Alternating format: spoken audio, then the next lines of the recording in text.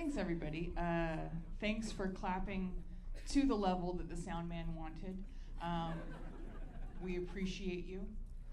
My name is Virginia Jones. This is the energy. That's all there is.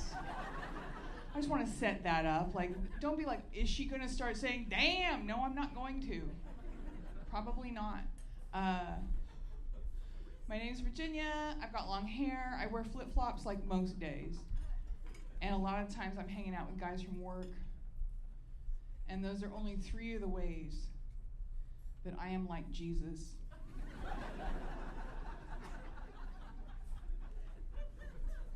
I put that joke on Facebook and my sister said, screw you, what are 2 more?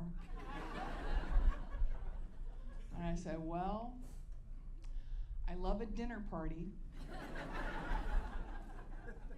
And I'm friends with sex workers, screw you. Have that. Gotta put your sister in her place. I dress by the Coco Chanel method. Does anybody know what that is? Coco Chanel? You put on everything you want to wear, and then before you leave the house, you take one thing off. I don't dress by the real Coco Chanel method, which is every day before you leave the house, you fuck a Nazi. Some of you guys knew that was the real one. It's pretty good. I do a lot of comedy. I got to do some comedy in England recently. It was cool. And there was a guy on the show, Sam, and he had a joke about dogging.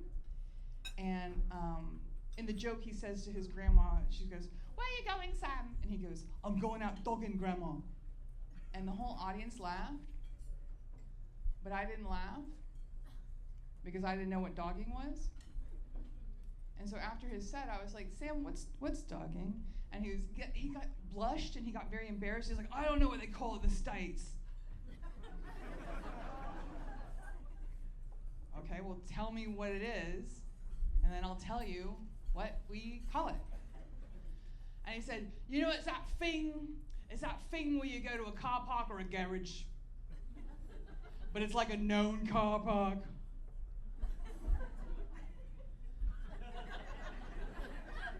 And then you have sex in a car in the car park and other people watch you and masturbate.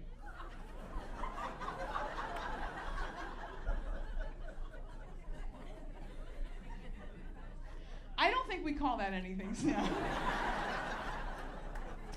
I don't think we have a word for that because I don't think we do that as a culture. Because we're not gross. You guys are gross. I mean, sure we're gross in other ways.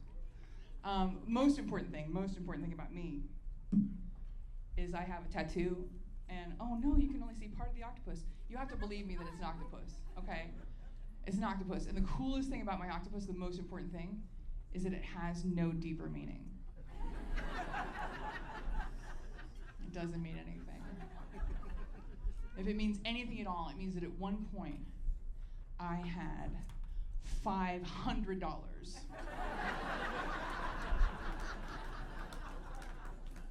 And I can still like look at it and think about that day, you know. It's investment dressing.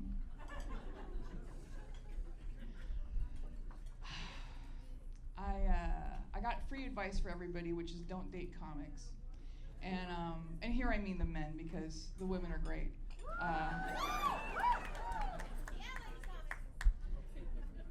But being charming and like emotionally available and good in the sack has never been what has drawn young men to stand-up comedy. Like, I think sometimes women land at stand-up because we've got something to say and Dad wouldn't listen, but like, men wind up in stand-up because it is the last possible option that they have to get women to pay attention to them. Like, it's after DJ. Stand-up is below DJ. Sometimes comics will say things that I don't agree with, like, stand-up comedy is my therapy. I love stand-up comedy. It's my therapy. And it isn't. You know. It's not. Stand-up comedy is the drug that makes you forget you need therapy. Right? Like, go to therapy. And sometimes comics are scared to go to therapy. They're like, well, what if I'm no longer funny? What if I go to therapy and I'm no longer funny? That's not a danger. That's not a danger. You're going to be every bit as funny as you were before therapy. The danger is that you will stop needing to make strangers laugh for your self-esteem. You'll just be happy. And then you won't do this.